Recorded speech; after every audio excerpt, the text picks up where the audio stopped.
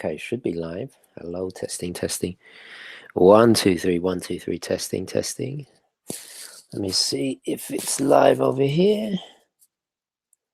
Sorry, bear with me, guys. Bear with me. Let's have a look. I think it pops up in the... Come on. I wants to play Wagner. Oh, yeah. 74 watching. Yeah, 200. Nice. So we're live. Fantastic. Okay. Sorry, excuse me, guys. Excuse me. Right. So what are we going to discuss today? Well, I hope everybody is well. Different location, but yeah. Anyway, we better get started. 290. Now, how do I get the chat thing working? Anyway, maybe I'll take some questions. How do I do that? I don't know how to do that. Okay. Trying to figure it out. Anyway, doesn't matter. Right, I'm going to quickly send a link. We are going to discuss the perfect three-piece collection today. I personally, I don't think I can ever, go to three pieces. Why is Final Cut Pro still open? That needs to shut down. That is taking up valuable resources. Right, where's my email? Okay, here we go.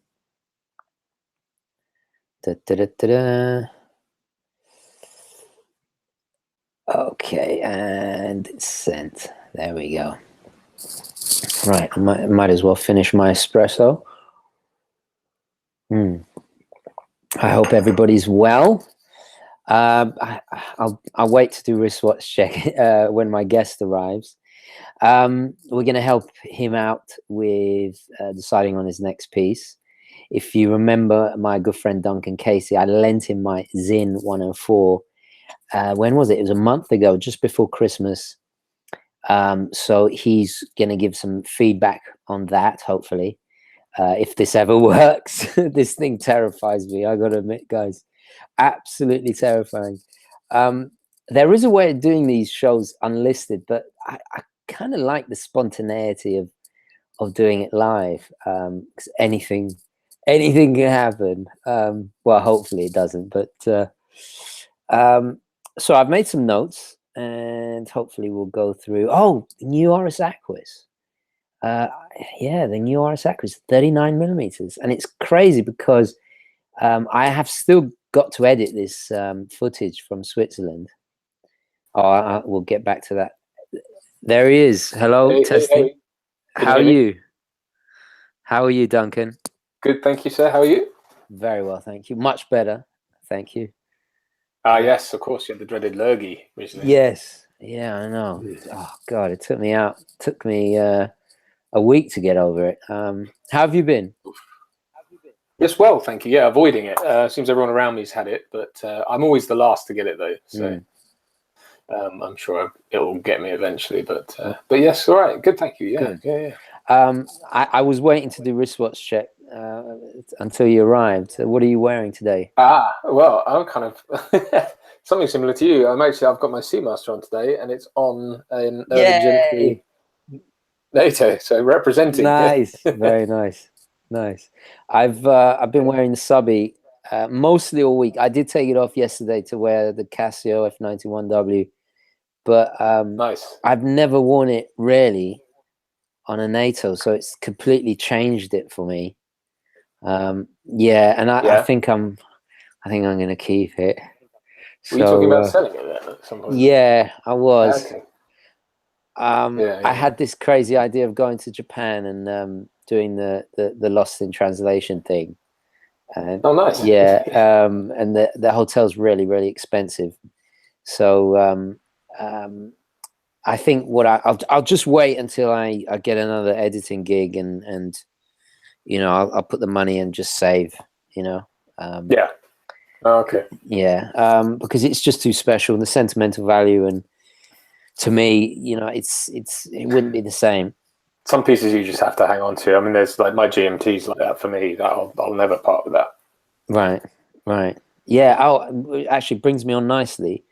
So you've borrowed the 104. I have. Yeah, and here it is. Doing well. Still in one piece. Yeah. I'm loving it. Absolutely loving it. It's Good. yeah, but we'll get on to Good. that. Yes, and please don't hold back, especially because I'm going to ask you positives and negatives. Please be honest. If there is anything that annoyed you about it, possibly, or should we start with the positives? Yeah, sure. Why not? Let's have our dessert first. Yeah. Do you want to go first? Have you got a list? No, you tell me. You tell me. I mean, okay. Yeah. What did you like about it most of all? So I made my 5 loves and my 5 hates, even though they're not right. Really hates, but yeah. So what I've written down is number 1 is the design. That's, I know, a bit vague, but I think it's so well proportioned. It doesn't dominate your wrist. It doesn't protrude too much. It's a chunky case, but it's not too thick.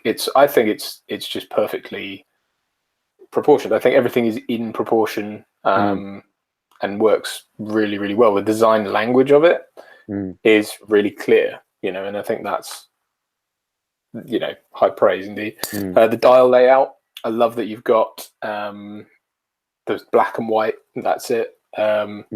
Which is, it's just perfect. You've got what are they, milliseconds or tenths of a second? Yeah, tenths of a second, yeah. Around this side. So you've got, which is nice, really nice, precise German.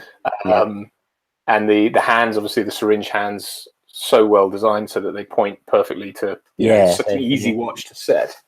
I love that. The functionality you get from it, so it's a day-date complication as well, which is awesome, and it's a bilingual day-date because it's German. Yeah, of course, right. English.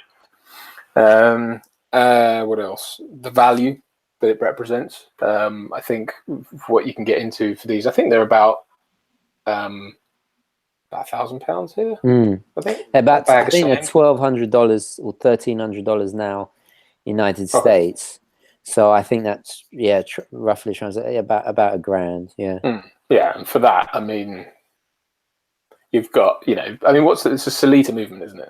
Yeah, SW200, but they have decorated, they have modified it, they've tested it, and they don't say they regulated it, but I've owned 2 of them now, and both of them were performing within or around COSC when I bought them. So yes, I've found that as well. It's incredibly accurate. Yeah.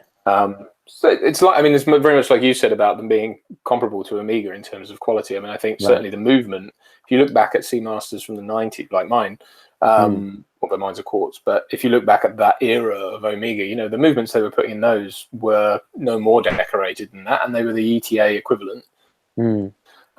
So I think that it's bang on for the for that price point. I think it's absolutely fantastic. And then lastly, I had quality of finish, which is the only, well, we'll get onto this in negatives, but I think the quality of the polishing, certainly the case back, all the engravings, really crystal, clear and sharp. It almost looks sort of sandblasted inside. I don't know if it is, but inside the writing. But it's just a beautifully designed thing, beautifully finished. You feel like you could look at it under a microscope and it'd all still look, pin sharp. So, and it's infinitely wearable. I think it's one of those watches that it's obviously a strap monster. You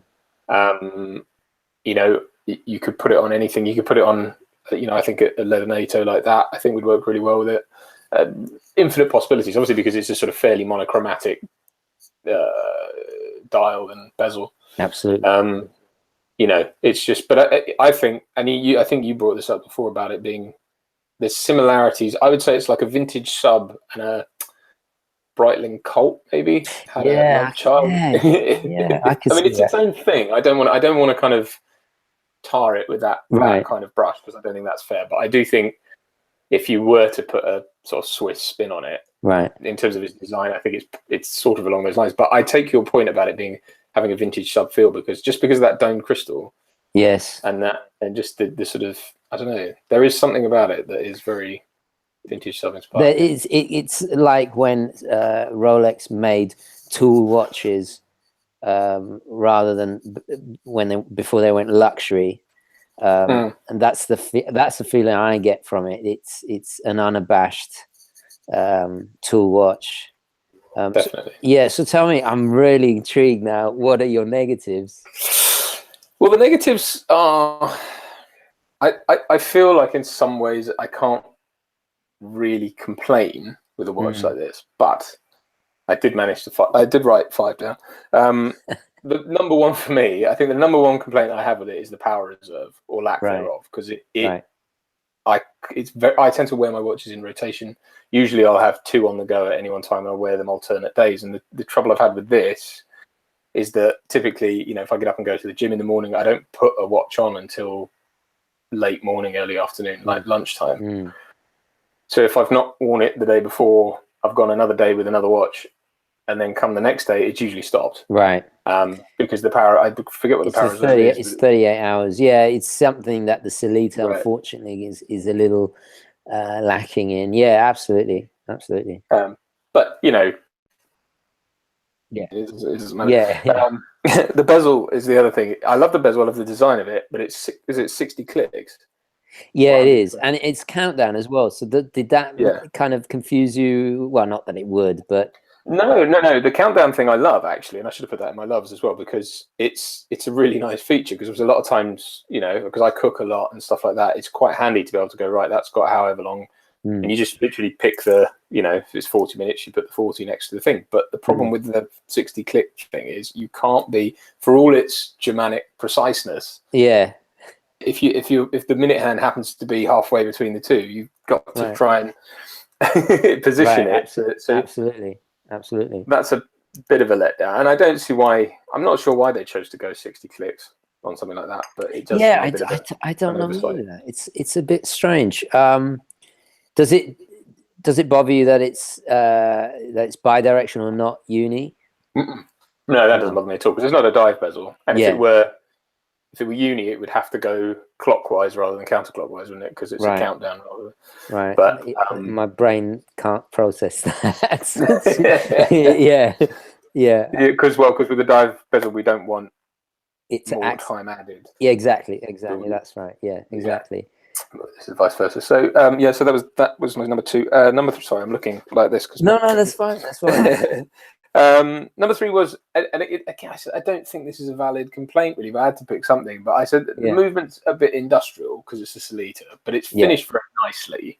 The blue screws are beautiful, and the more you look at it, the more you kind of go, oh yeah, and you can see the finishing they've done on all the bridges and all that. And it's, again, for the price point, you cannot complain, I don't think. But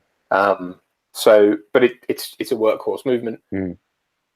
But why would you? That's, you know, like I say, you can't really complain. Number 4, having looked at Sinn and looked on their website and stuff like that, the bracelet options I'm not a big fan of.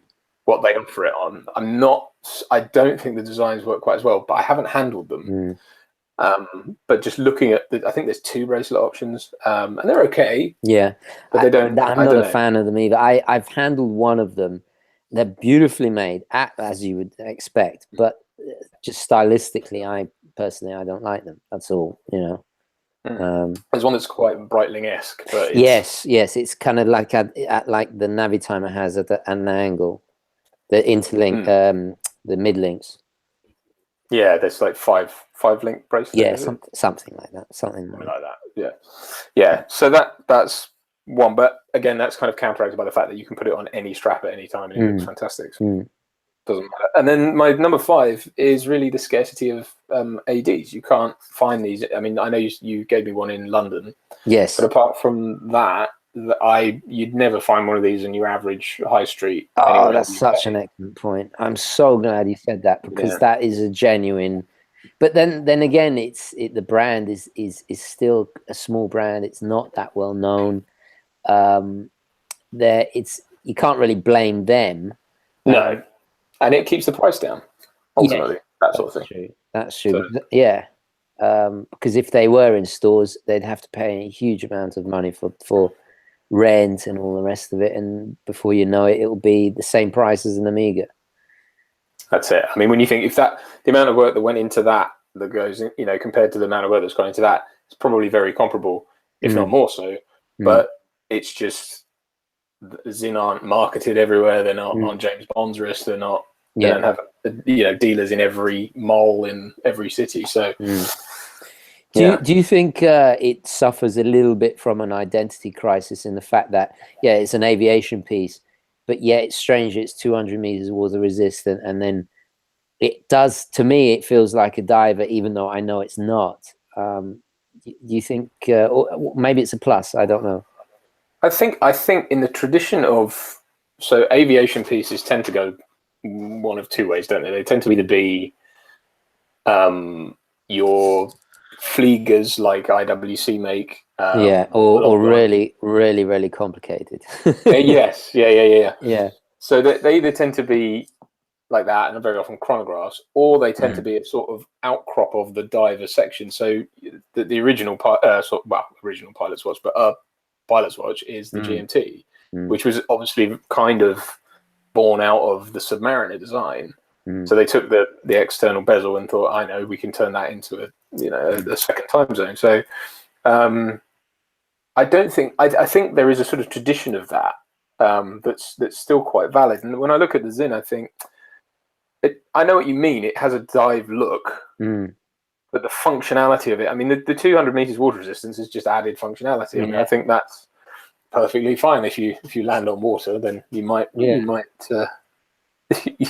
you might be grateful for it. But I think, it's got a date. The only thing I'd say, but then it would clutter the dial up, would be having to be able to track another time zone. But things like a countdown time is quite useful, I think, for in aviation terms when you're in a holding pattern and stuff like that. I mean, obviously modern aircraft, even not very modern aircraft, have computers and stuff that do all that for you, but it's one of those things, if for whatever reason you lost that, you have a countdown bezel to know how to gauge distances, how to do. It's basically like having a chronograph, but that reminds me, somebody on Facebook had photoshopped a GMT bezel insert onto the Zinn, and they were kind of asking, I can't remember who it was, but it was a great post, and it kind of looked good. It was like, oh, well, yeah, that could work,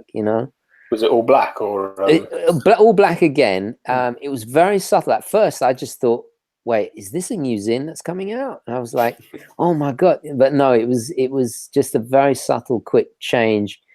I would love to see a GMT version, or even keep the countdown bezel.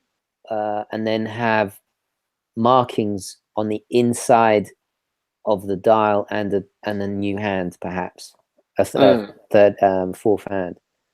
Yeah, that could work. Yeah, definitely. You need to replace you wouldn't even need to replace the minute track. Actually, you could just put it on the. You could have an angled. What's it called? A Rio or a Rehalt? Rehalt. Yeah, absolutely. Did you actually? You might have seen this one. There's a Seamaster, and I actually bought it, and then had to send it back because it was over polished. But it was a Bond Seamaster blue with a GMT complication, an extra red hand. It was the older wave dial. It was one of the last ones, so it had the coaxial before they changed to the new ones. Yeah. That was really, really nice, and I would have kept it if it hadn't have been. It was over polished. It was a nice, neat design, that, because I remember the original GMTs they brought out in the late 90s were a very different design, weren't they? They had the sort of sword hands and the black and grey. They were red, like quite bright contrast. Yeah, I remember. Yeah, and then off that they made the one with the black dial, and then the one with the electric blue dial and steel bezel. Right. But I know the one you mean, the later generation they made with it. So it was like this, but it had the little red GMT hand in the center, didn't it? And then it had the sort of the 24-hour counter or whatever in the middle of the dial. Yeah. That was, yeah, I remember that. That was nice. That was really nice. That was. I can't find them at all now, and I think they must have not made that many, and the price is ridiculous. And you know, when you're spending 3, almost 4, you might as well save a little bit more. Get the you know, the Rolex GMT or an Explorer 2 or something like that. You know. Yeah, that's true. That's true. I mean, I think because at the moment they do an Aquaterra GMT and a Planet Ocean GMT, but I'm not sure they do a 300 diver for the GMT. With the new ones, I don't think I've seen one. Perhaps with the chronograph. Maybe. Anyway, actually, that brings us on to your dilemma. So just explain to me. So what is going on? Because you told me you're selling your Speedy and your DateJust. Maybe. Well, it crossed my mind earlier this week. Firstly, to contextualize it, I have a wedding to pay for this year, so right, there's of course. that. Of course. But apart from that, yeah, it just occurred to me that I might. I don't know. It's such a hard element. It's like Sophie's Choice a lot of the time. But I think of all the pieces I'd be prepared to let go, it would be probably the Speedy and the DateJust, because what I'm thinking is, if I got rid of these two, the money I would get, I could either buy a 2-tone Submariner, probably, well, it would be pre-ceramic, or a ceramic steel, or put it towards getting a Royal Oak, but it's a lot. That's a big jump up. As much as I want one of those, but it might be a way of sort of paving the way then to get that later down the line. I don't know, but I would miss. It's very hard because I would miss both of these in terms of the places they fill in my collection. You know, I mean, it's a chronograph and a dress watch. Yeah. Or more dressy. It's not really a dress watch, but then it's a smaller size, and it's, you know, it's just more elegant. Yeah, the DateJust is the everything watch, really, isn't it? Just does everything. So how long have you had the Speedmaster, and how long have you had the DateJust? So I got this Speedmaster in 2010. Right. So I've had that, nearly 8 years. So it's a sapphire sandwich, right? It's a sapphire sandwich. Yep, it's on a bracelet. Although I put it on it's probably spent more time on straps than it has on its bracelet. Yeah. Classic strap monster, isn't it? Yeah. Oh yeah. Again, because it's got the black and white. I mean, it's very comparable to the Sinn because it's black and white. Yeah. I mean, exactly. So that's helped preserve the bracelet, I think, because the bracelet's still in relatively good nick. Right. And the DateJust I got in 2012 because I chopped in my Panerai that I had and got this instead, which was like chalk and cheese. But I've definitely worn this a lot more than I did the Panerai. As much as I love the Panerai, I think I used to. I had the blue dial version of that. Mine was the 116234. I think is that okay. I think I can never remember. Did you have the white gold bezel? Yeah, the Rehawk. Yeah. So no, the bezel, 36, right? 36. Yeah, 36 mil. Yeah, but mine's not got the fluted bezel. It's just got the round domed one. Oh, that's gorgeous. Yeah. But I love it. You know, I do love it, and it's you know, originally I was just going to get an older one. I thought I'll just get an old school DateJust. Don't mind. You know, I love the sort of just plain oyster bracelet, white Roman dial. It's so sort of distilled in terms of design. And my friend convinced me to get a new one because he could get me, you know, a good deal with my Panerai. Right. And I've really appreciated having a new one because certainly the bracelet is so much better. You know, absolutely. Yeah, I've loved it. I loved it, and I got to get a new watch rather than a second-hand one. So. Can I be really rude and ask? Did you? I know it's a bit vulgar to talk about money, but I think we should because it will help people. When you traded the Panerai, so did you have to put some money in? Yeah, I had to put an extra £1,000, I think, in.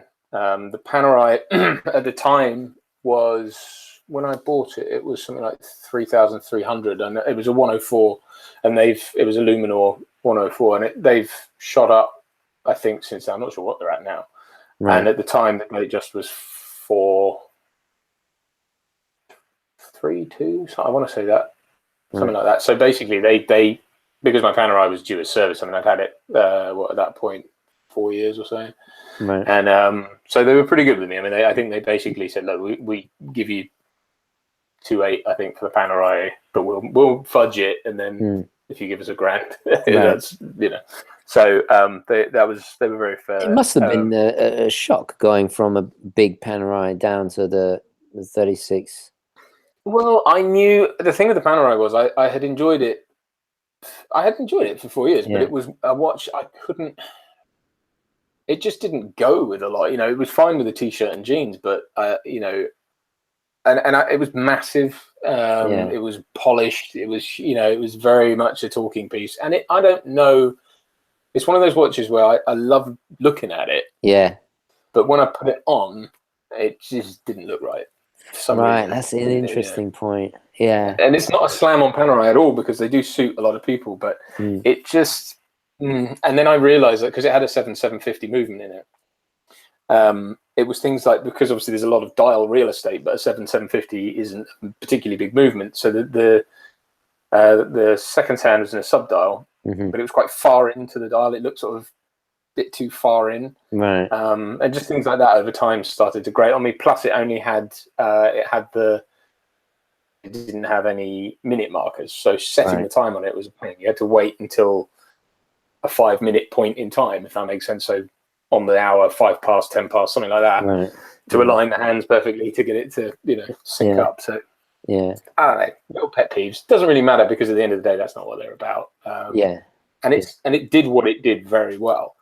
But yeah, going to the DateJust, I just knew that actually I always loved and admired DateJusts from afar.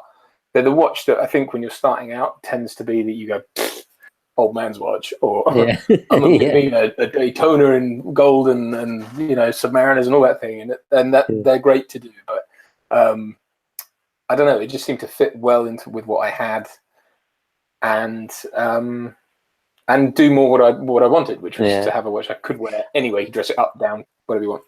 I think you touched on a really good point, and a lot of people do that with Rolex, especially when you criticize Rolex, and people criticize Rolex, but it's the Submariner is exactly the same thing. A lot of people have them, but it's because they're successful, and it's because they're really good watches, and more often than not, the people that criticize them are the people that don't even have them. So it's and I totally get what you mean about the DateJust. It does have that kind of old man feel about it. I personally like that, but I think your version with the smooth bezel, with the newer, they updated it beautifully. I think I'm not so keen on the 41, but that's just because I have a small wrist and I see things from my perspective. But if you have the scale to fit with a 41, it's very contemporary, I think. And it is. I don't like the DateJust 2, which is the 41.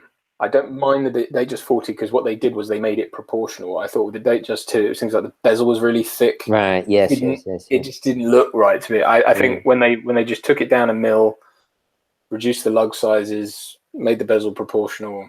Yeah. I love what they did with they introduced the Jubilee to it as well. And they've made it look way more integrated into the case. Oh, yeah. And the new Jubilees are so much better. I still like the old jingly jangly ones. Me too. There's a lot of charm in them. Yeah. A lot. Yeah. Actually, I still want one for my GMT, actually. Oh, I got one not so long ago. What was I going to say? I almost forgot.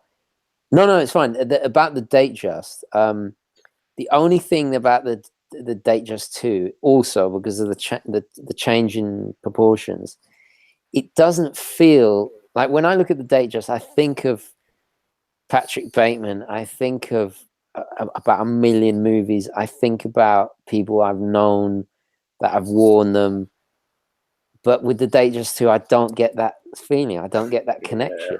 I know what you mean.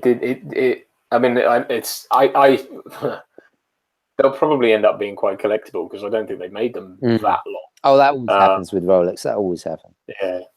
But even the DateJust 40, I know what you mean. They don't quite have that. I mean, they haven't been around that long, so it's hard to sort of, Yeah.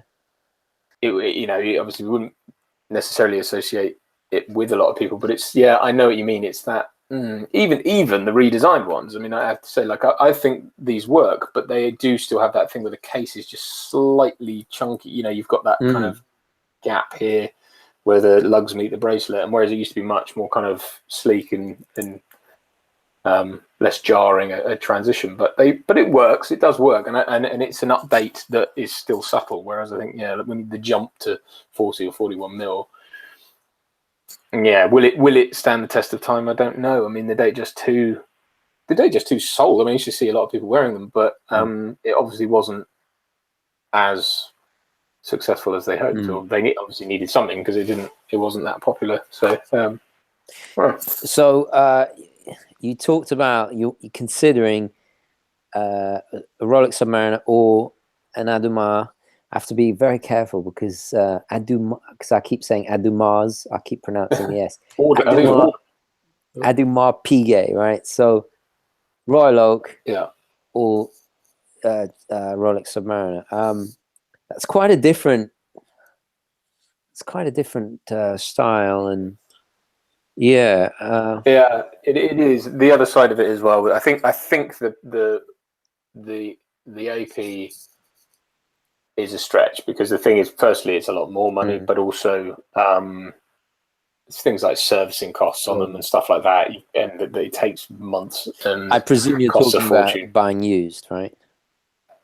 Yeah, probably a year or two old. They tend to be a fairly reasonable price. Right. They tend to drop here anyway. They tend to drop a couple of grand. The thing that I found, obviously, the most desirable one is the one with the blue dial. Yeah, but it's a boutique edition, so the people are trying to do that thing where they're like, "Oh, they're really rare here. Like, it's more money than retail," and you just go, "No, not doing that, not doing that." So, what is it that attracts you to the Royal Oak? Well, it's a brand I've not tried. It's a Holy Trinity brand, so it's more horology. So it would be a chance to sort of experience that. Right. I think a design that's infinitely wearable. I think it for different reasons it does what a DateJust does in terms of that you can dress it up, down. It is more like jewelry because of the way the bracelet's designed, and I know that was the point of it. Yeah. So. But it would sort of afford me. I don't know. It's one of those things where you kind of go concentrate on something a bit more special rather than have have more options. I don't know. It's a really hard thing to work out. Sorry, I'm not being rude. I'm just I'm looking some up for reference. Yeah. You know what I found out about the Royal Oak? I wasn't aware, and shame on me. I should have known about its history. But do you know why it's called the Royal Oak? It's named after a British naval battleship. Battleship. Yeah. There was 8 British battleships named in succession.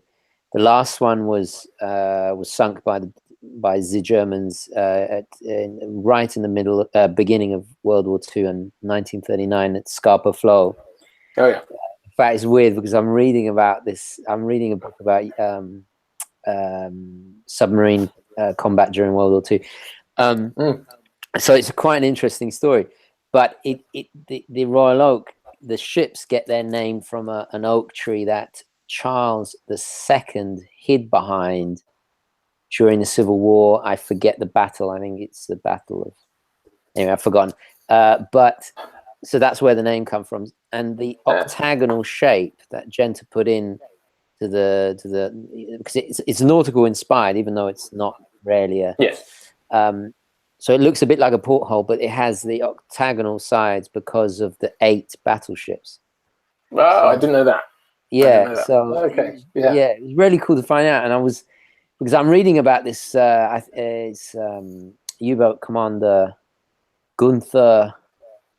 Oh God, I forget his name. But anyway, he got an Iron Cross for sinking he sneaked into Scapa Flow where they were in Scotland where they have the submarine base, and he managed to sink HMS Royal Oak.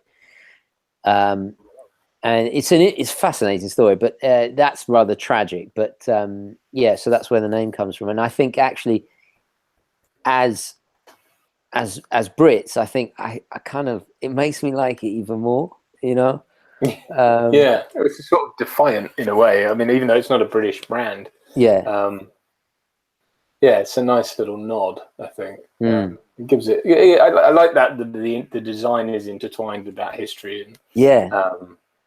Yeah, I didn't know this. I was like, why did I not know this? And yeah, I do have a favorite, and I think it's the reference. I have to look up references because I can't remember left or right, let alone I don't even know the reference in my Submariner. The 116610. 116. I've got to look that up.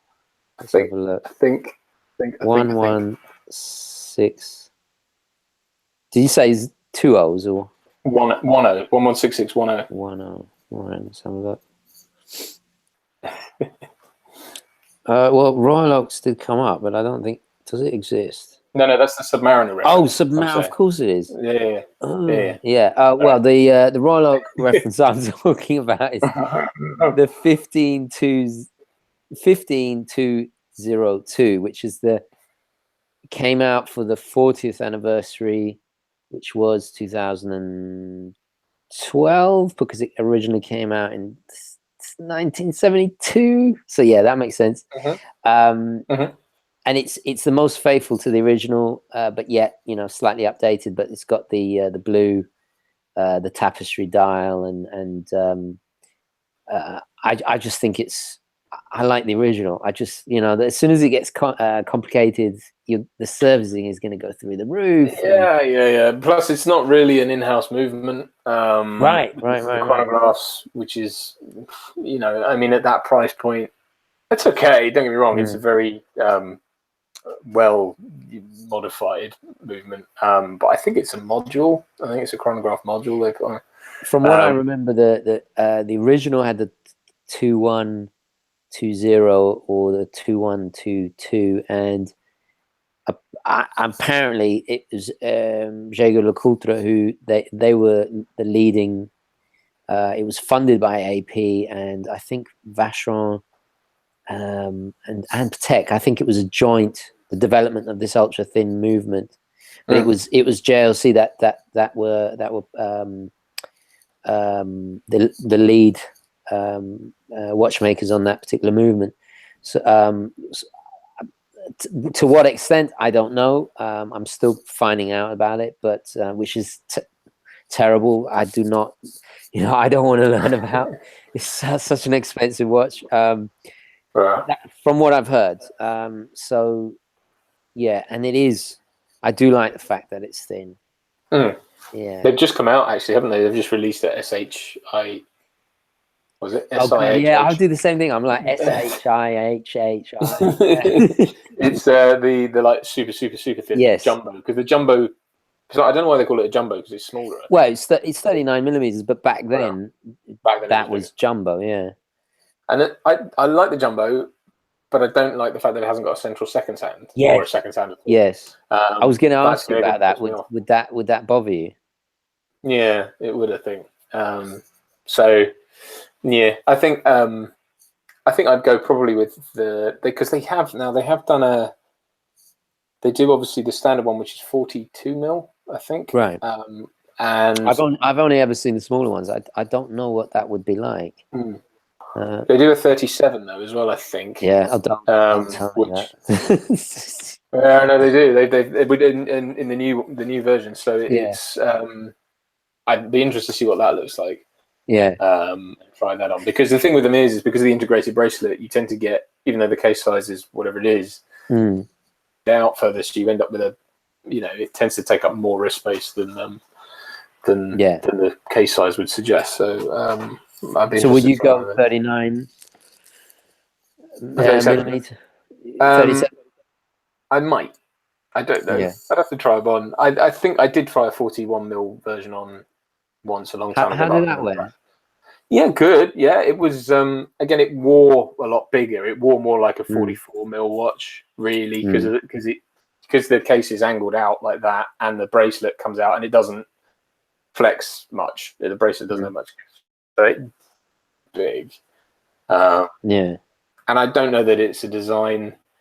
I like to have a bit. This is why I love my DateJust, but apart from anything else, but GMT as well. But I love to have a bit of bracelet either side of my watch, if that makes sense. When you're looking at it straight on, I like to see a bit of bracelet or strap. Yeah. Whereas with that, or like with the Panerai, you don't, because it's just sitting on your wrist and taking up your whole wrist. I mean, I don't have massive wrists anyway, but so it might be the 37mm because it still has the in-house movement. It's the same watch, it's just smaller. Right. I wanted to ask you actually, because I know it was originally intended as the steel sports watch and blah, blah, blah. But to me, I don't see it as a sports watch. I see it as a dress watch. I mean, especially now, you know, thin. And the bracelet is so elegant. It's so beautifully done. It doesn't, I don't see it as a sports watch. I mean, would it be your dress watch, really? I would wear it more. I think it would be a watch I could wear, you know, every day if I wanted to. But I think it's in that mold of the Nautilus, the Aquanaut. You know, it's in that sort of whatever the Vacheron is called. I can't remember. What is it? Overseas. Is it? Yeah, something like that. It's in that mold of like not really a sort of sports. I know it sort of says it is, but I mean, I don't believe for a second. I've dropped my Rolexes, I've dropped my Omegas, and they've all been fine. You know. Yeah, I wouldn't like to drop an AP. I would. I don't know. My friend's son took my DateJust off actually when we were out for lunch, and dropped it down onto like this metal plate that was under the table, and it made a horrible clang. And we thought, oh god, picked it up, and it's been fine. I can't even find a mark on it, so I don't understand how that works. But yeah, he was wearing a very nice. He's got a very a lovely Nautilus. Is it Nautilus or an Aquanaut? Could I get those confused? Nautilus, with all the complications in it. Right. And I just thought that, I was like, keep that away from him, because that is not going to survive a big drop on the. Yeah. But then they're dainty. They're supposed to be a bit more. You know, I think that's part of the value proposition, isn't it? That you're paying for a lot more kind of handcrafted work, not sort of machine-made stuff that's designed to take a blow and keep ticking. So actually, that's a nice segue into the complete opposite, really, what the Submariner is. Even though you're talking about two-tone, which has a little bit of soft metal in there. And that still, even actually, I did review. I forget what was the reference I reviewed. Which one was it? Oh, the 16613. Yeah. Which I compared. I think I compared it to my ceramic in a video a while ago. And it's still remarkably tough. And I like the way they've put the gold in the center, so it's not exposed on the sides. It's still, you know, it's still usable. I mean, I think if you can find a good one, I think the trouble is, as with the steel ones as well, actually, if you've found one that, you know, Rolex didn't used to be, even when I bought my GMT, they weren't the kind of money that they are now, and people were buying them and not looking after them terribly well. I remember being at university in my at UEA, in concrete UEA, in our the Brutalist. Yeah. And I went to the gentleman's water closet, and in there was a guy working on. He was a plumber, I think, working on something up in a cistern, and he had a Submariner on. You know, and it was at that stage they weren't terrible. I think they were a couple of grand for a sub date. You know, and it wasn't. You know, it was sort of like a treat, and it was still a lot of money, but it was, you know, and it was probably twice the price of a Seamaster. But it was. God, I think I'm in the wrong profession. I need to become a plumber. Plumber in East Anglia. Yeah, well, in circa 2002, 3. Right. But I think saying all that, what I mean is that people weren't necessarily looking after them that well, and then going back into the 90s and 80s even more so, because they didn't cost so much, and people didn't take them off and clean them regularly. And I think because of that, the thinner material in the center links tended to wear away more. So you end up with these incredibly baggy bracelets. And my only reservation with a two-tone sub is that I know you can take the bracelet off them and wear them on a strap and stuff like that, but I've always thought that it needed that balance then, because you've got the gold bezel and crown, you need that gold through the bracelet. And looking online, when I look around online at them, there tends to be, because the gold's softer as well, which adds to it, you tend to end up with these really floppy doppy bracelets. I just think, and I'm pretty sure for the ceramic they're solid, but for the pre-ceramics, I had to size the one I was reviewing, and I took it apart, and it was kind of, they're just hollow. It's just it's like, I don't know if you can see it. I mean, my GMT is the same, albeit steel, but I don't know if you can see through they're probably not. But the center links, they're just sort of loops, if you like. Loops. The Jubilee, you can see it more because there's three of them, and you can kind of see right through. Whereas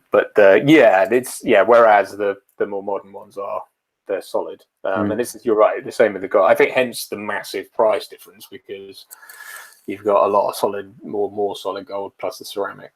I'd love a ceramic two-tone in blue, because now they've gone back to the sunburst art. I think they're a good 3,000 or 4,000, 3,000 on like premium. So what are the prices like? So pre-ceramic we're talking about, because I'm in dollars, which confuses me. So what is it, about 6,000-7,000 for a used one, for a good one? In dollars, around that. The difference, you've not only got the conversion, but you've also got the fact that the UK market right now is bonkers. I mean, especially in terms of steel sports. But the two tones are going the same way. I mean, I've been looking on things like Watchfinder and Chrono 24 and all those good sites. There's such a massive, you can be flicking through, and two watches that look ostensibly the same will have a $2,000 price difference, and you think, what? It's just people trying it on. People think, well, it's a vintage Rolex, or it's a Submariner. I'll put a $10,000 price tag, see what chump pays for it. And I don't think. I think they can be had here for between £5,500 to £6,000. Right. Which would be about, I guess, $7,000. In comparison to a steel AP Royal Oak, like entry level. Still sort of time only, time date, second hands, like the one you described. I think you're talking around £11,000 to £12,000. Wow, yeah. So it's a big difference. Yeah, but which do you want more? You want the AP more? I would have. Yeah, I probably. The thing is, if I get a two-tone sub of that generation, it's going to be pretty similar to my GMT in terms of how it wears, what it does. So. And I'm giving up two very different watches to get something that's quite similar to what I've got. So in a way, would it feel redundant? It might. The other thing I was thinking of was a ceramic steel sub, because that'll be different. I don't know. I've had a sub before. I used to have a no date sub. Oh yeah, that's right. I remember you telling me. Yeah. Which I love. Do you remember the reference? It was a 14060M, so it was the pre-ceramic, but a 2-line dial, so it didn't have that. It was before they COSC certified them, right? Put the extra right in them. Nice. I bought that when I was. This is another sign of the times. I bought that back in uni, and they gave me money off, and it was brand new, and it was something like I got it for about £1,700, and now you're talking $5,500. Plus, oh man, that's ridiculous. It's so ridiculous. Yeah, I mean, my GMT was about the same price because I bought that second hand. Yeah. Now you're talking silly money for these, especially a Pepsi bezel one. So. Yeah, it's a bit ridiculous, really. Here as well. I mean, the way that they are. There's this. I'm sure he won't mind me telling you. My brother-in-law walked into our local dealer here, and he was I think interested in a Yachtmaster actually, and he said to them, I don't know what he said to them. He's a bit of a wheeler dealer. He's quite savvy in a way that I'm not. Right. And basically, they ended up. He said, "What have you got? Have you got any steel sports Rolex?" They were like, "No, you'd have to get on the waiting list." Yada yada yada. And he said, "Well, I've got cash. I'll buy it now. You know, if you've got anything." And they said no. So he left. He left his number and he left. And they phoned him about 10 minutes later and said, "Oh, we've just checked the safe and we found a green Submariner." Right. Yeah. Right. Yeah, because you didn't know that was there. You probably want to check your inventory a bit more. Yeah. And so he went and bought that, at retail. But I think they're retailing at the moment at 6.6. But you never pay that secondhand. You're talking 8 now. Yeah. If you buy it on the grey market, which is just bonkers. But then when you look at the sites, there's tons of them. I was down in Hatton Garden not long ago, and like the windows were full of them. Yeah. Don't tell me they're scarce. You've just been going around buying them up and making it seem like they're scarce, but they're not. That is a good point. How does the AP, in terms of, because we all know Rolex is like probably one of the best brands in terms of keeping its value, but how does the AP compare? I think if you buy them used, but a year old or something, they tend to hold at that. I mean, certainly when I've looked around on the secondhand market, anything of that era, so as in the modern era of that watch, but just used or secondhand. Sometimes they're even still new, but they're just you're still around the 11,000-12,000 mark, and you don't. I think they're 15 new if you buy them from a dealer. Or at retail, so they tend to drop that 2,000 or 3,000, but then I think they hold their value pretty well at 11,000, because I think the thing is the price bracket they're in, and I'd be interested to see how that goes over time, because when you think by the time they're touching if you're just talking brand new prices, versus, so like the 11 to 12,000 for a sort of virtually brand new Royal Oak. It's not, the two-tone sub is not far behind it. You're talking getting down sort of to two-tone Rolex territory, and you think, well, for that price, who's going to keep buying those two-tone subs when that's within reach? And I'm not saying they're comparable watches. I mean, obviously you buy them for very different reasons, but I think the territory that I think everything else is coming up to meet it, and I think eventually it's just going to get carried up with above it. I think. Yeah, I think so.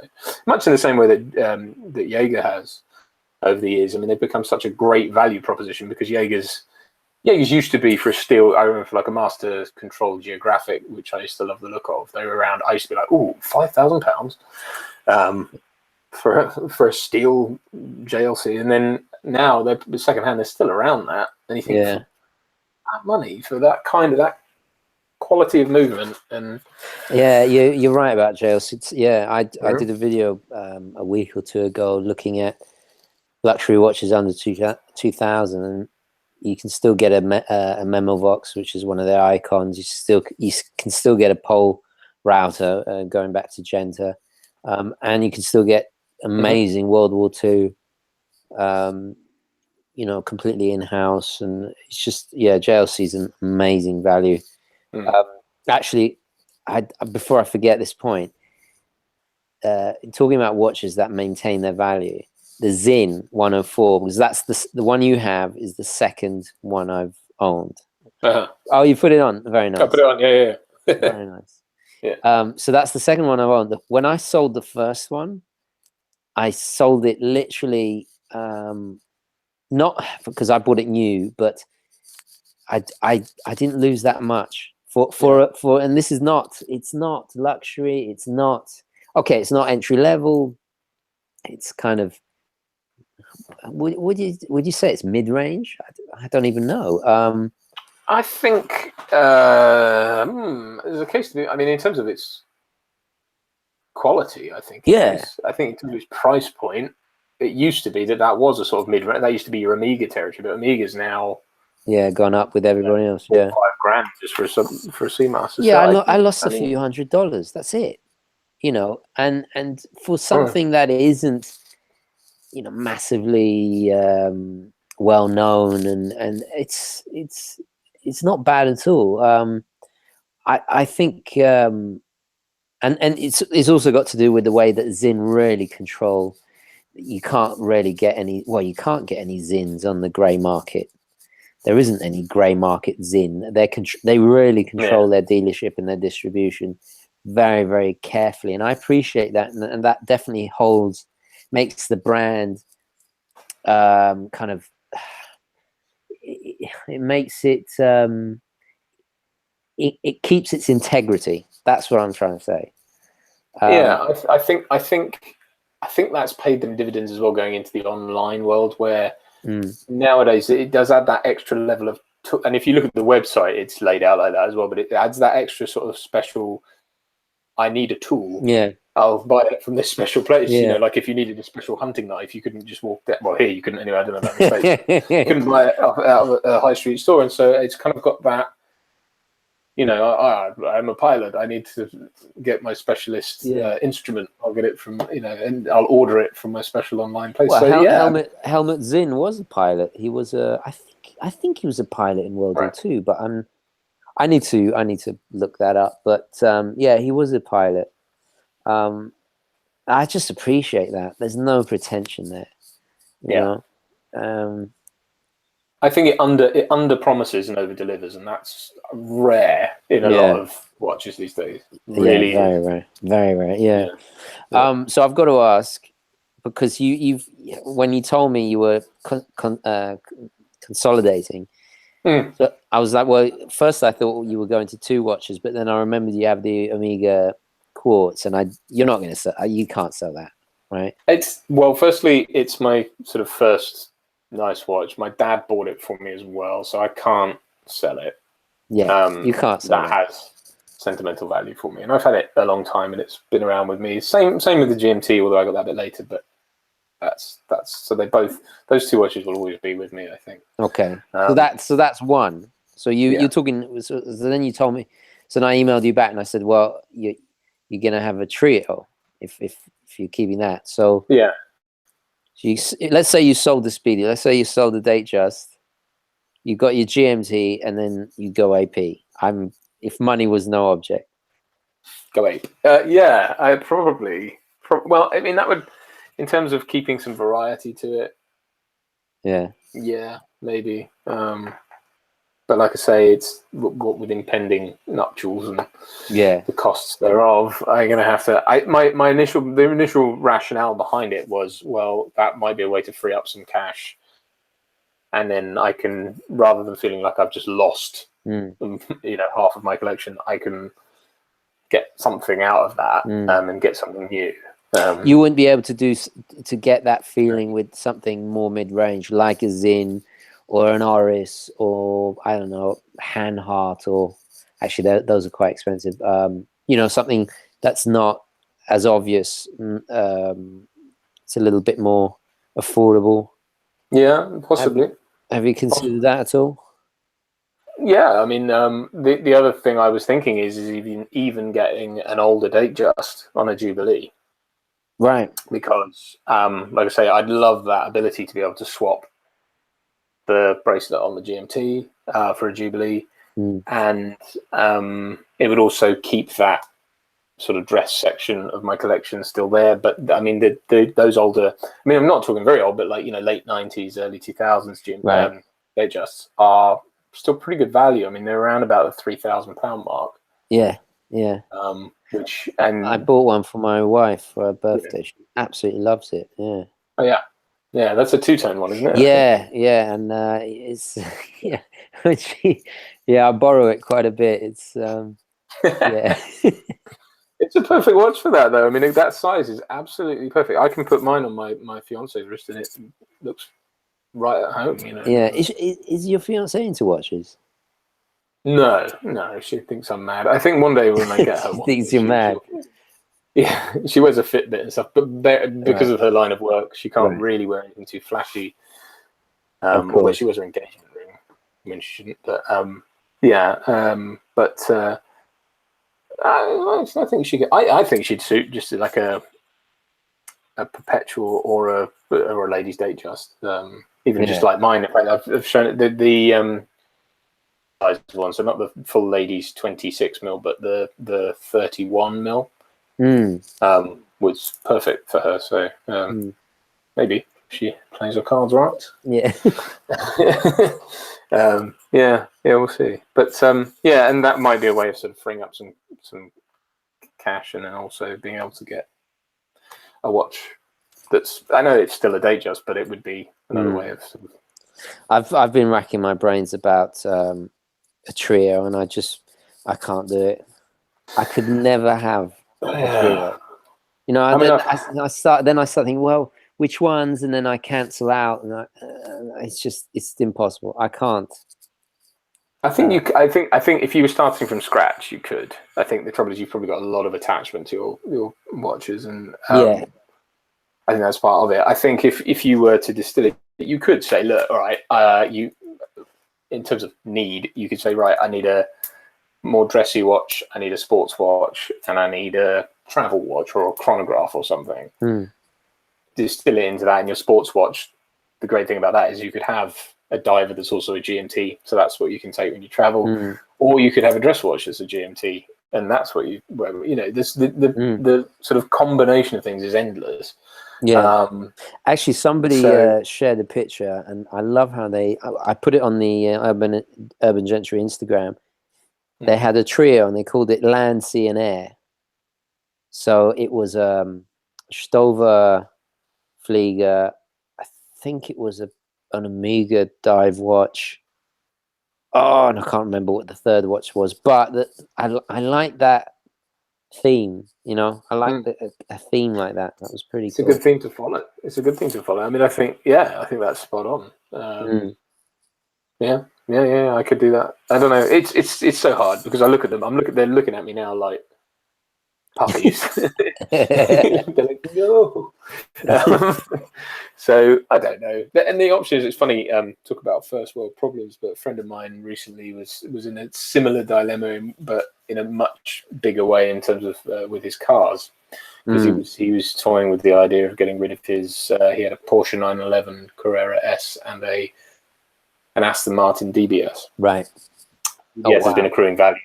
Yeah, for some time. It's the same one from Casino Royale. You know? Yeah, and he was not sure whether he would trade them both in and get a McLaren. He's going through a stage of life though as well. He's just got married and he's having a kid and stuff. So, man, what a harsh life. What a problem to have. But I did say to him, he likes to consult with me about these things, and I don't know why. Yeah, because I've never owned a car like that. But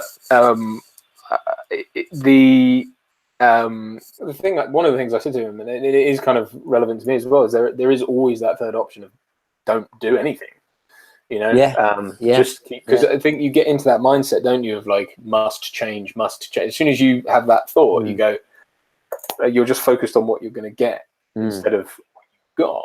And I think actually sometimes it's important to go, no, I've got like these watches at one point were watches I really wanted, and I ended up getting them. And so they, you know, it's too easy to dismiss what you've got. And I think sometimes it's worth saying, oh no, hang on, I'll just keep what I've got. That's a very good point. And especially as I think something that I have with a larger collection like mine is, and I said this in the video the other day, I go longer for the amount of time. Let's say I put the Navi in the safe for a month, and I put it on again, and I have that new feeling again. And I think that's the difference between like a collector that has a big collection like mine, and you may not necessarily have that because your collection is quite concentrated. And in a way, it's you know, I'm not trying to sell you a Sinn because I really miss that Sinn and I want it back. Yeah. But we'll get it back away. But or a ransom note. I don't know. But if you buy Zinns and you buy Oris's and you buy kind of, you know, and because there's always that argument, oh, don't waste your money and save it towards that watch you really, really want. But what are you going to do in the meantime? Mm. You know? No, I mean, certainly my experience with the Zinn has taught me that, as if I didn't know it already, but that there is that end of the when I started looking at watches, you know, I remember looking at things like Oris and stuff like that, but they weren't what they are now. And certainly some of the models that they offer, like the Big Crown, and that new diver they brought out, the vintage one, was it the 65, yeah. Beautiful watch. Things like Tudor have come back in a huge way. Yeah. They're a bit higher up the tree, but not that bad, you know.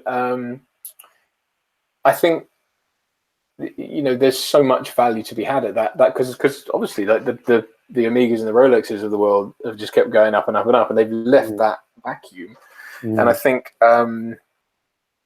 yeah, I mean, things like, but Zinn, I think, and you're absolutely right when you say that. I think they have that special thing, and people know about them. I mean, my half brother-in-law to be is into watches in a big way. He's a doctor, and he has a really lovely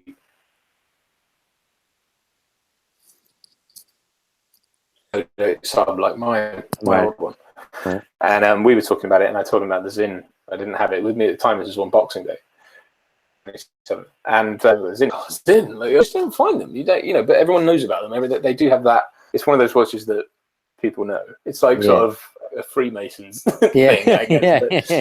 But it, you know, like, and so I think, and I remember you saying as well, like that they probably won't stay at that price point for much longer.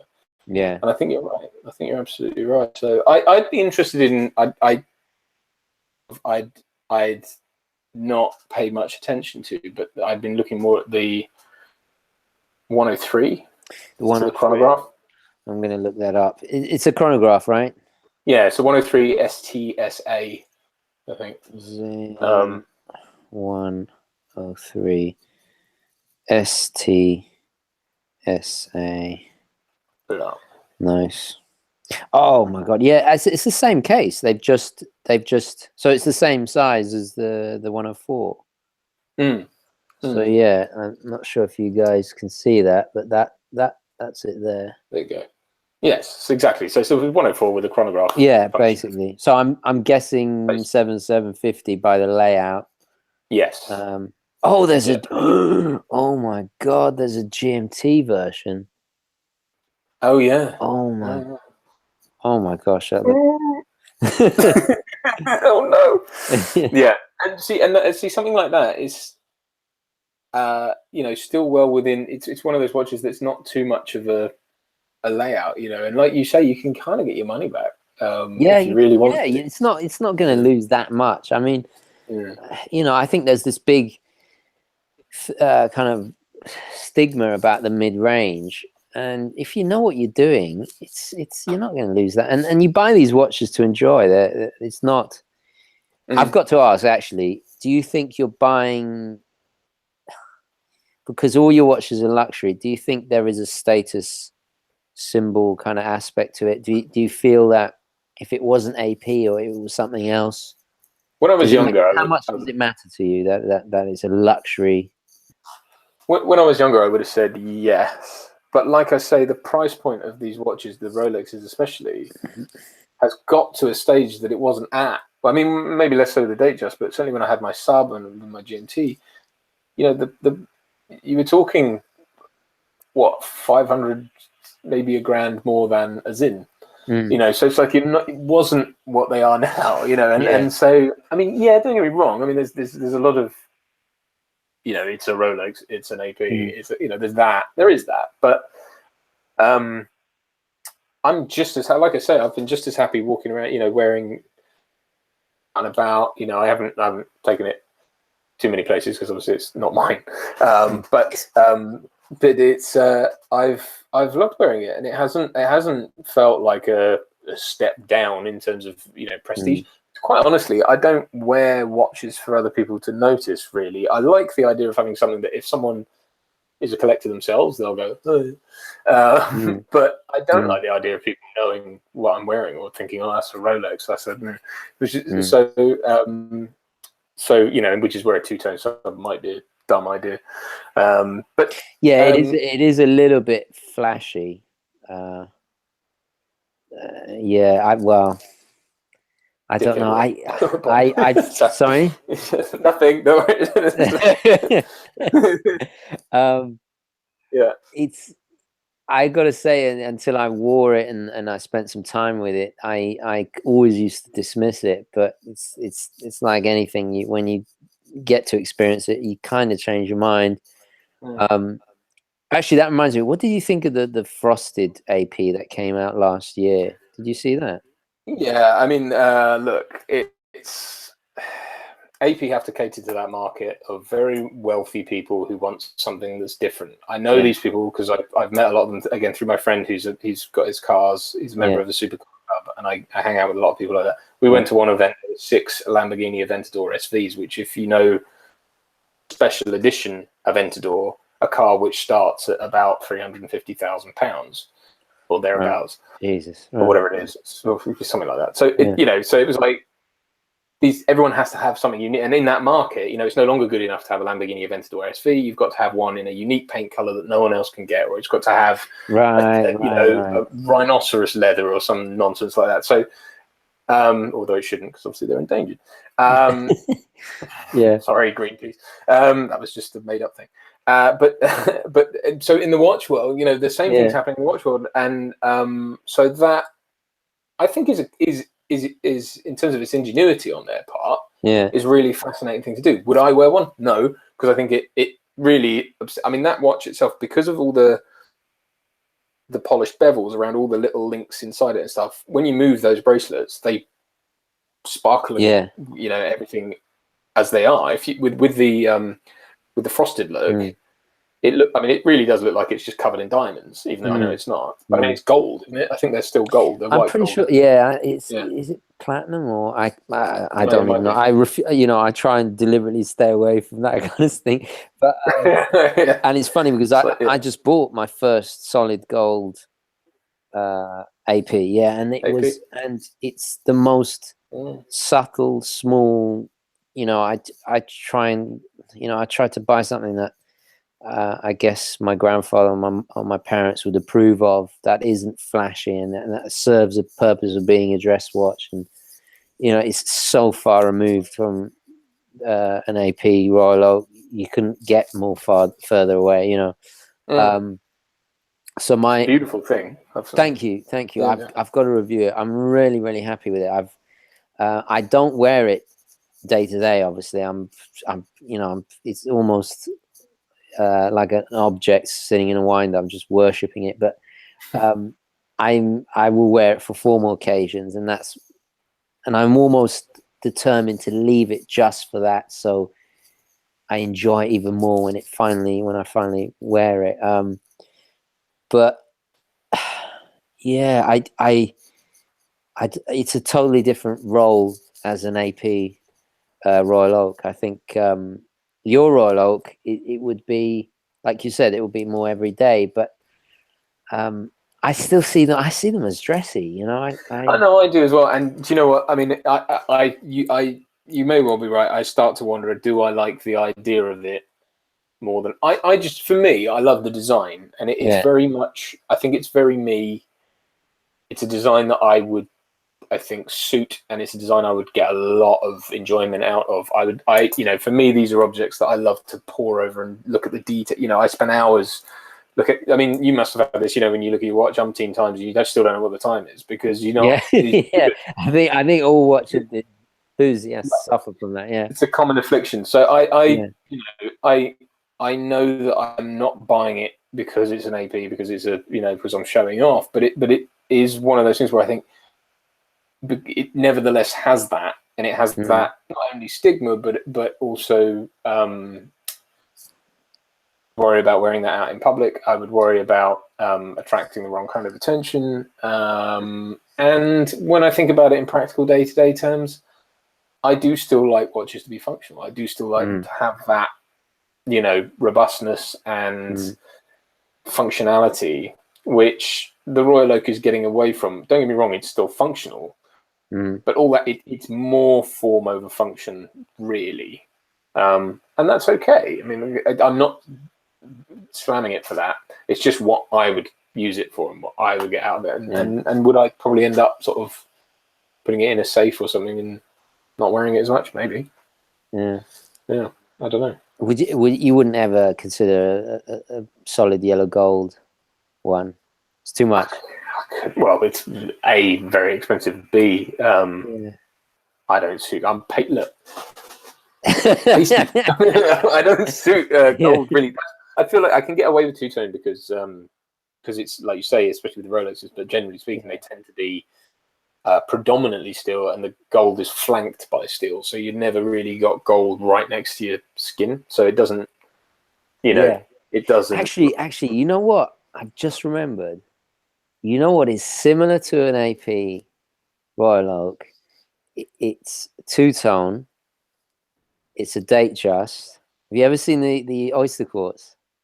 Yeah, they're fetching very high prices now, aren't they? Because they're rare, and even rarer is what was it? I can't remember the reference, but there was a very early batch that had automatic movements in them. I didn't even know that. Because originally it was designed, I think, to be a DateJust 2, right? Quote unquote. It was going to be just a redesign of the DateJust. So there was a period where you could buy automatic variants, but they're very rare and I think very expensive. But I've never seen an automatic. The first DateJust I had was the blue dial two-tone oyster quartz, and back when was this? This was 2005 or 2006. No, 2007, and they were literally no one was buying them. They were dirt cheap. Not dirt cheap, but compared to and I just thought, oh, perfect, because it's quartz. I won't have to set it, and it will be my dress watch, and it served as my dress watch. But then I wanted an automatic, and blah blah blah. But I sold it. I didn't lose any money, but I'm kicking myself looking at the prices of them now, because it's like you with the sub. They're just crazy money now. I mean, compared to how they were. Nobody wanted them. And I remember even taking it into a watchmaker,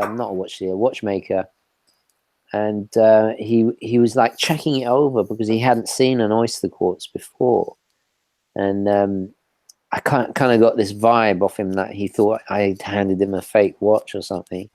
But they just weren't that common, compared to.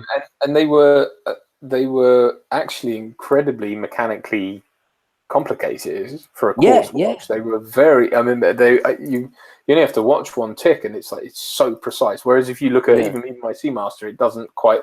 Sometimes the second hand will judder, or sometimes it doesn't hit the right minute mark. Whereas oyster quartzes were always, and they went to great pains to make sure they were geared right and all sorts of stuff. Absolutely. And they even decorated them. But I think I'd like a mechanical piece, but I mean, you hit the nail on the head when you said, they were the undesirable pieces, and that tends to be, those are the Rolexes to get, because that's what the Paul Newman was. No one was buying those. So what is the most undesirable Rolex right now? Probably the Explorer 2 or the Cellini, but they'll always be around. But the Explorer 2 is very good value at the moment. People aren't buying them that much. Yeah, and they're readily available, and they're very, I'm not going to say they're cheap, but they've not gone up that much compared to they're sort of in. I think they're around about the same price as a no date sub, or a little more. Which, when you think about what extra you're getting with it. But those the newer ones I'm not a big fan of because the case size is that much bigger. But I'm trying to think. Yeah, I'm trying to think what the underdog is at the moment. It's I don't know. Yeah, I don't know. God knows. What was I going to say? I brought my my little modded SKX, and I brought my Navi timer because I was trying to think, if I did have a trio, if I had to, it would be SKX, my Navi and my Explorer. Now you mentioned Explorer too, Yeah. but my the Fleming, and I would be very miserable for Yeah. I mean, well, that's because you'd have lost a lot of watches. yeah, exactly. Yeah. But there is something liberating about, because somebody described it as collection anxiety of having so much stuff, and then I don't really get that, but at the same time I can appreciate having less is more, and I can't do that because I have a watch channel, and it's well, put it this way, there must have been some point in your life when you only had 3 watches. Yeah, well, for most of it, Right. but I don't know if I told you, but I had always had a Seamaster, always had a Seiko, and the Rolexes would come and go, but pretty much it was Omega and Seiko, and I'd always have 2 or 3 watches for a very long time until I started the channel, and then it just kind of exploded, but I think that's most people. I do think, actually, if you're watching this in the future, guys, what are your trio? Add them in the comments. Let me know. I'd love to hear. Actually, also your ideal collection size. There is something nice about 3, I think, even though it's impossible for me. But for you, I think. Well, I mean, don't get me wrong. I would love to be in a position where I had lots of them, and I think my collection as it is a nice balance. And I think if I were to go beyond it, if I wasn't gonna sell anything, and I'm in that realm now where I would start going into pieces, I think, that are more occasional.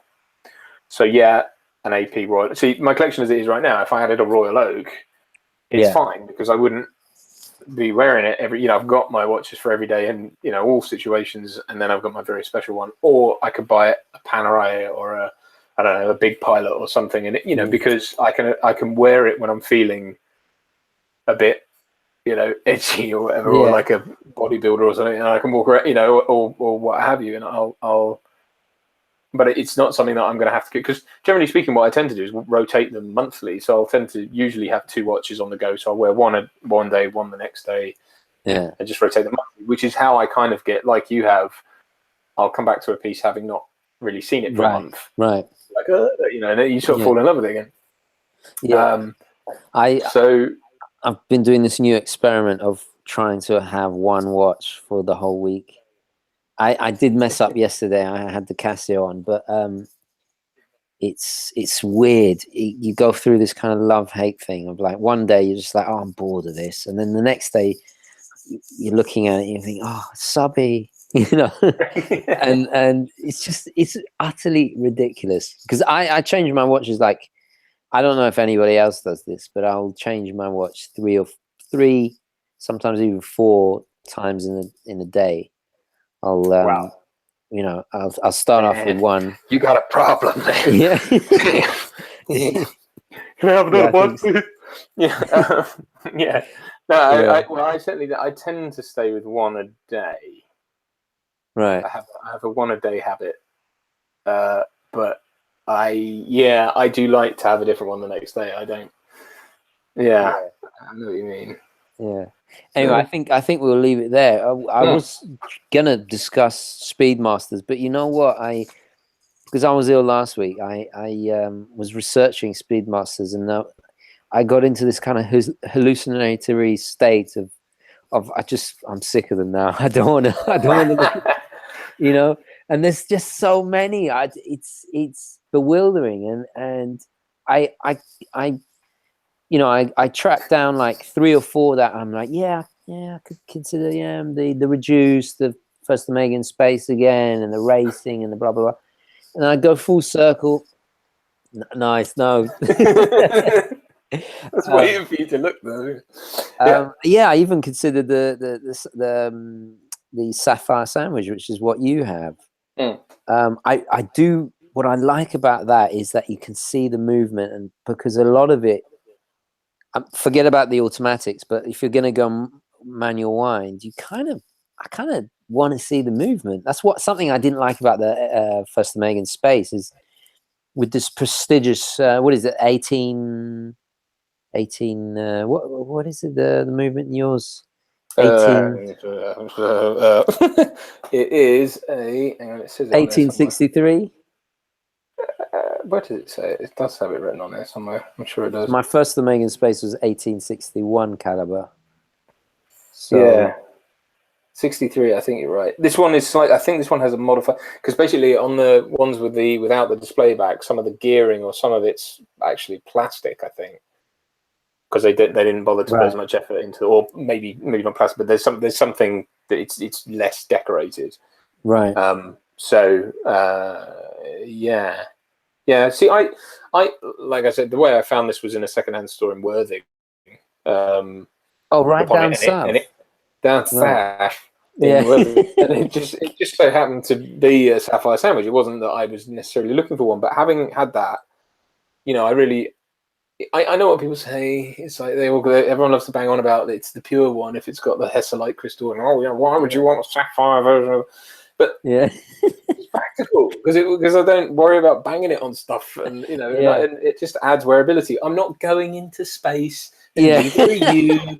So come off it. There's no point in, you know. But I think that these are more expensive slightly, but not by much. But I've really appreciated it. Plus, I love having a display back because it doesn't have a rotor in the way of anything, so you can literally look at the whole thing, and you can start the chronograph and watch all the gears and everything mesh, and it's a beautiful little thing. So, but he says, and then wanting to sell it, but it's funny. It's funny you talk about the whole, you know, the kind of stigma around Hesselite, and there's the same thing with the automatic reduced, and it's not a real Speedmaster. Well, really, I'm holding it. You know, it's not. It's so weird because it's funny when I watch you guys on Oliver Harper's channel, and if you first time watching Duncan, I'll put a link. Actually, I got to do that. Because now available on iTunes. We'll discuss that in a moment. So, but you get the same thing with I've noticed, and Richard kind of does his nerd voice when they argue about, well, you know, the TIE fighter didn't make an appearance until, you know, I think you'll find that was in episode 5, Return of Spengleblar Bumblyback. Yeah. It's the same with watches. You know, I thought maybe it was, you know, the kind of it's like a nerd, I guess, watch nerds, but I'm secretly jealous. I wish I could remember every reference number and date and blah blah blah. I just can't. My brain is not wired that way. Some people are, and I guess I'm envious. But it's really not that serious. And you know, if you prefer the sapphire, it's fine. If it suits your lifestyle, it's absolutely fine. If you prefer the automatic over the manual wine, it's fine. You know, I tell you what it is. I think it's a little bit of knowledge being a very dangerous thing, and I think I understand. I do understand especially among men, but it happens among women as well. This propensity to attach status to luxury purchases. I get that, and so I think there is a tendency to have to try and big up your version of something over someone else's. But I think real watch lovers, people who really love them, don't care about that. Yeah. And I think, you know, and you shouldn't, because it's for you. It's not to show off. If you're buying it to show off to other people, then you really, I think, wrong channel, I think. Yeah, definitely. Yeah. So you reduced. I a friend of mine, a dear friend of mine, who's a cinematographer. And he's had a Speedy reduced, and he wears it everywhere. You know, he wears it on set, and it looks great. And he's beat the stuff out of it, and it looks great. Yeah, they do. That's probably where I'll go back to, and that's why I can't really be bothered to get into the whole Speedmaster discussion, because it's just a circle. I keep going around. I'm getting a sapphire sandwich, perhaps. Actually, you know what? It would be kind of cool if I bought that from you. Well, we'll see. let's see if you see how you get on. I mean, it's. I think I said to you in one of the things, it does because it's bigger. But I think if you put it on if you put that on a collar ebb or something, in fact, I should put it on the. Well, I wore it when we were doing the commentary to Hannibal. Right. It wore fine. You had it on a. Did you have it on that strap?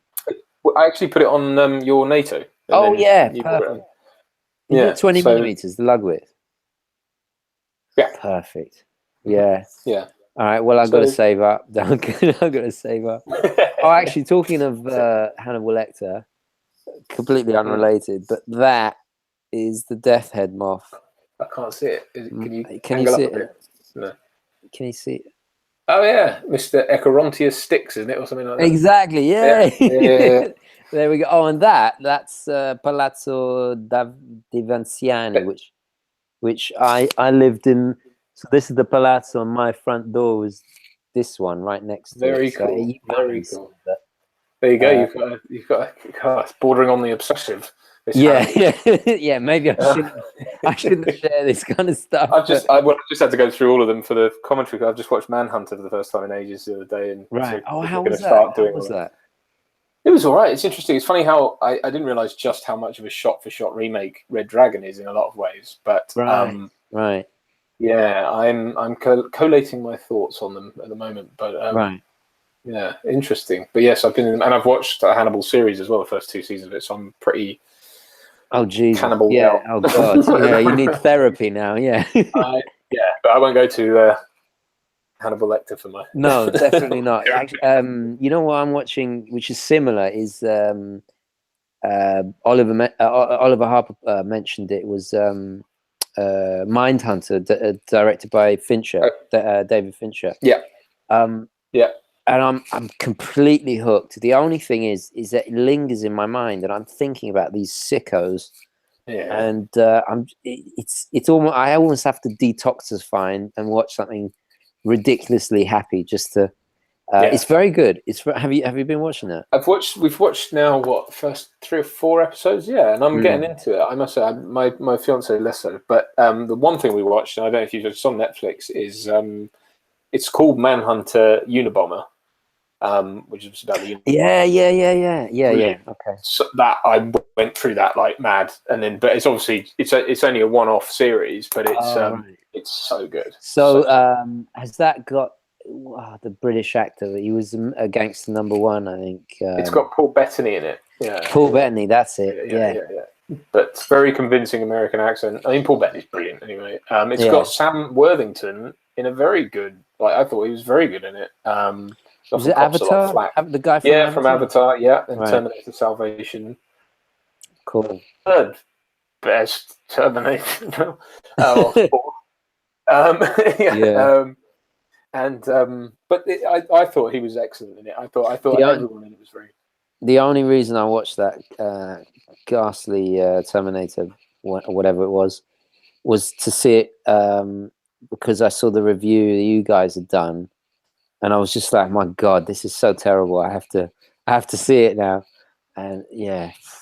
Is that Salvation then? Because that was the 4th one. Or Salvation Genesis? Wasn't too bad. It was the one. That's what I'm talking about. Salvation. Oh, Genesis is the 5th. Well, that's the one where they go back in time and then forward in time. Okay, yeah, I'm getting confused now because Genesis has another guy that's looks a bit similar, but yeah, that was Jai Courtney. Yeah. That was a mess.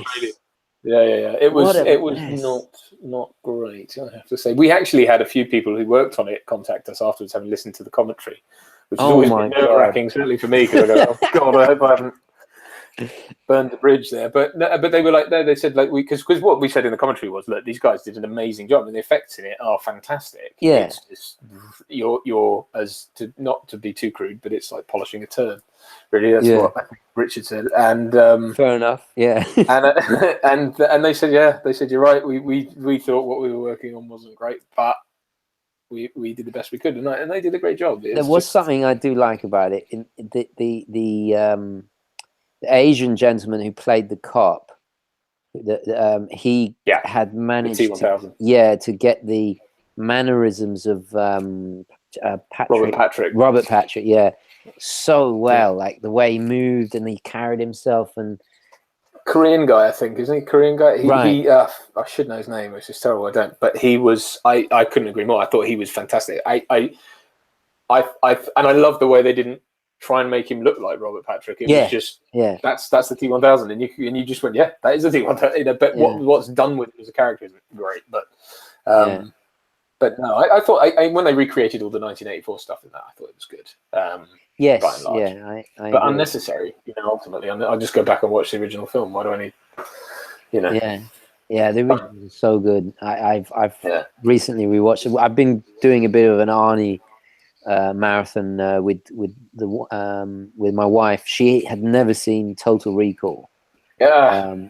So we watched that, and it's fantastic. Yeah. Yeah. Of course. Yeah. These people, yeah. Yeah. She was a little bit shocked at how sleazy it is, because it's rather. I mean, we were in hysterics. The violence is so over the top. The violence but is it Paul Verhoeven? Verhoeven, yeah. He's got a really sleazy streak to him. Like he does, and I've seen his European stuff because he does films in Europe as well. He's Dutch. What do you expect? Yes. Yeah. He's crazy, but he's brilliant because obviously he made RoboCop. Of course, yes. You listen to watch him, the way he's so animated, and he's one of those directors I'd love to work with because he's so like when he was talking about RoboCop, and he's like, he's an American Jesus. He's a Jesus. He's getting all like this and that. He's brilliant. He did Starship Troopers as well. He's got a real eye for in America. He's got a real eye for the sort of cynical satire, satirical look at American. Because RoboCop was very kind of anti-establishment it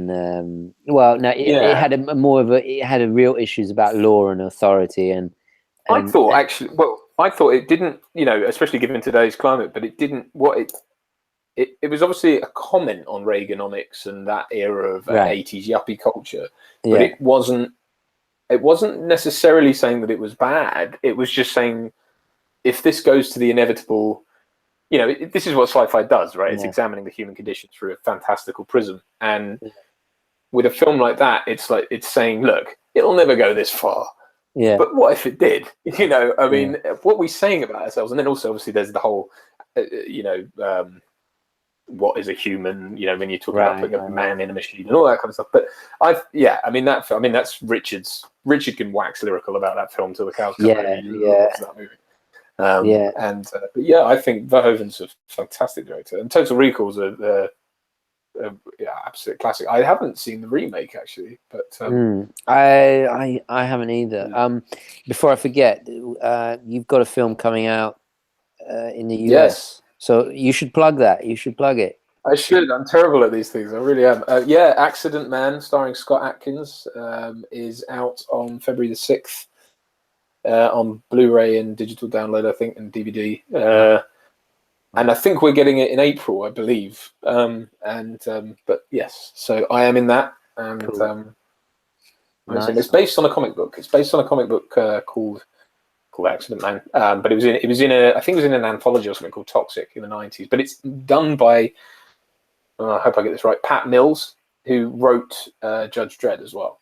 Right. Kind of in that universe, sort of. Cool. That's very cool.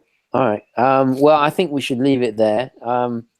We certainly covered. Well, we talked at great length about so many iconic watches. So, Duncan, thank you so much for joining us once again. And please mail me my Sinn. Yes. Okay. I've missed it. No, seriously, I have missed it. And but anyway, I'm so glad you enjoyed it, and your feedback was absolutely spot on. So thank you. Pleasure. Guys, let me know your thoughts, queries, comments, opinions, all the rest of it down below. Thank you so much for watching. A bit of a long live feed today, but hopefully you got the weekend to watch it. So thank you very much for watching. Please don't forget to like this video if you enjoyed it and found it useful. And as always, guys, I will catch you in the next one. Okay, ciao.